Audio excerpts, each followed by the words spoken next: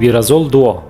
Ushbu vosita fungitsid sifatida asosan g'alla ekinidagi zang kasalligiga qarshi samarali qo'llaniladi. Tarkibida 25% propikonazol va 25% tebukonazol faol moddalari mavjud. G'alla ekinida sariq va qo'ng'ir zang hamda unshudring, mevali daraxtlarda monilios va unshudring, tokda oidium, qovunda antraknos, kartoshkada fitoftorozga qarshi samarali qo'llaniladi.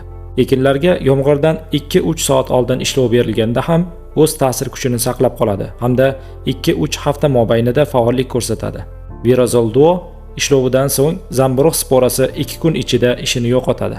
Fungitsidning samaradorligini yanada oshirish uchun maxsus sirtfaol modda Ecoslivet kilesini qo'shishni tavsiya etamiz.